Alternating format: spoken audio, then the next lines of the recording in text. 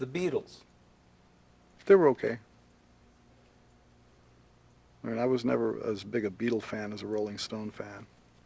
I thought that the Rolling Stones were more entertaining for me because of the rhythm and blues basis of what they did. Lenny Bruce. I liked Lenny. He was, we worked a concert with him at the Fillmore East in the 60s. We were his opening act. And I remember meeting him in the front of the theater before the show, and I asked him to sign my draft card. And he says, "Sign it, I won't even touch it." The Peace Corps. I think the Peace Corps is a good idea. Do you ever have any idea of going? No, I'm not the outdoor type. Okay.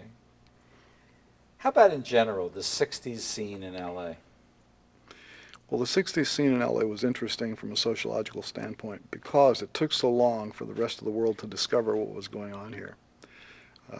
There had been what was described as a freak scene in Los Angeles, established for well over a year before there was any national coverage that something was going on here that was very different than even San Francisco or any place else in the country. It was special. And the driving force behind this particular sociological development was a guy named Vito, who was a painter-sculptor who was the, let's call him the boss of, let's call it a cult, of people who were just weird and liked to be weird and would dress weird, and every night they would go out and they would dance weird. And people looked at it and said, well, that's pretty weird. I think I'll do that too. And it just kept growing and growing. Vito was in his 60s then, and he was out just flailing all over the place every night. And I came in from Cucamonga, which is where I was living before I moved to Hollywood, and saw this and went, whoa, this is definitely quite unique. And I watched it develop, and I watched all these different strange hairstyles and clothing styles and all this stuff happen, and I saw more and more people doing it, and I saw them gathering at Ben Frank's and at Canner's and the Whiskey A Go-Go and the Trip, and they were walking up and down Sunset Strip, and it was quite a highly developed thing, that, like a circus every night. Finally, a year and a half later, it was either Time or Newsweek did an article on unisex hairdos, and had a photograph of a guy that we knew as Beetle Bob, eventually to become known as Buffalo Bob, who had a kind of Prince Valiant haircut and wore velvet jackets, and they had a photograph of him, and it was like this shocking thing that a man had hair that looked sort of unisex. And that's, you know, the first time that I know of that there was any national coverage, that there was anything going on in Hollywood. And eventually the real estate developers of Hollywood put an end to it. They complained to the police that these people with these strange hairdos and clothes were reducing their property value along Sunset Boulevard. Something had to be done about it because they were walking up and down the street. And so they started to have these roundups. The sheriff's department would come to Hollywood nightly with these buses for carrying prisoners, and without any kind of due process, just round people up, total harassment, herd them onto these buses, take them downtown, and release them. It was just, you know, to harass you, to keep you from going to the Sunset Strip. And eventually, that was fairly successful. It put a little fear into the people there. There were some tense moments with that policy, but the real way they killed the scene in Hollywood was to talk to the club owners and threaten them to make them stop hiring those kinds of bands which attracted that kind of clientele. And by that time, they had virtually destroyed whatever scene was developing in Hollywood, and that's when we moved to New York. Talking about unisex nonconformists, one of the heroes of the century, way ahead, way before the 60s, had that look. Your comments. Albert Einstein. He had good hair, you know, and the thing that I like about Albert Einstein, I hope it's not an apocryphal story, but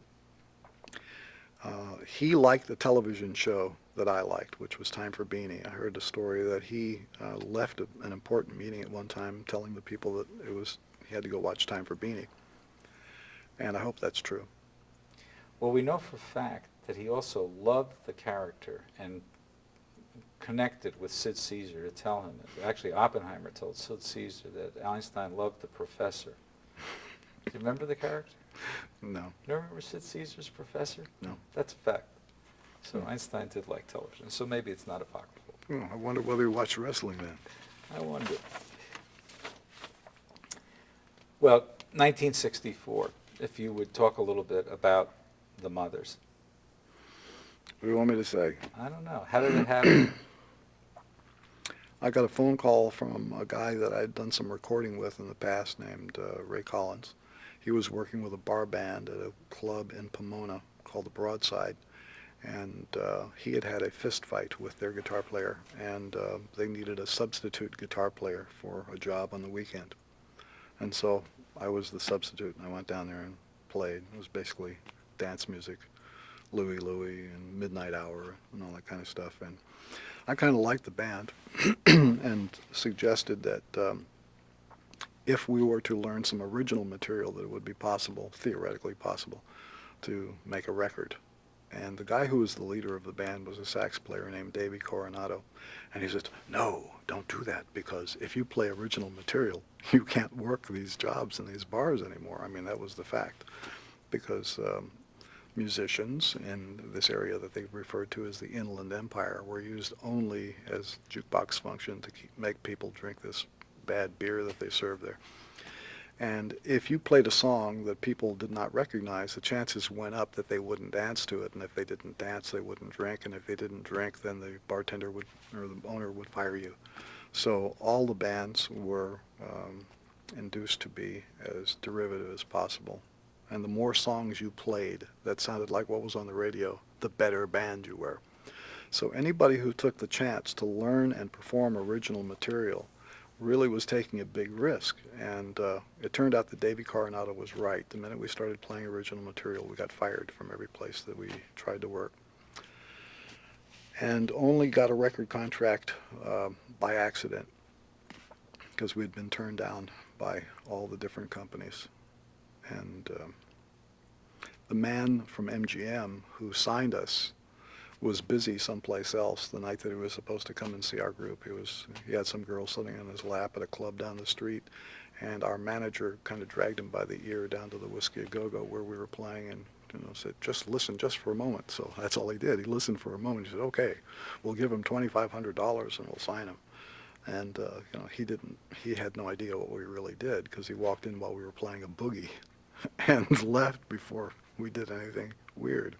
So you can imagine how shocked he was when I think the first tune that we recorded when we made the Freak Out album was Any Way the Wind Blows, or something easy. But the second tune was Who Are the Brain Police? And MGM was a New York-based company, and he had to commute back and forth from Hollywood to New York in order to sign and record these West Coast groups, and I saw him climb on the phone through the window in the control room. As soon as we got into this thing, it's like he was calling the head office to say, well, I don't know what it is, but they're doing it out there. Did you invent the name Mothers of Invention? Yeah.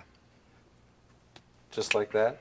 Yeah. If people are interested, maybe you could use it in the phrase. Well, the band was called the Mothers, and the record company said, well, after we had already made the album and it was about to be released, they came to the conclusion that they couldn't really release a record by anyone called the Mothers because disc jockeys wouldn't play it, because they wouldn't say the name of the band on the air, which I thought was absurd. And they were going to cancel our contract. So out of necessity, we became the Mothers of Invention. Poof.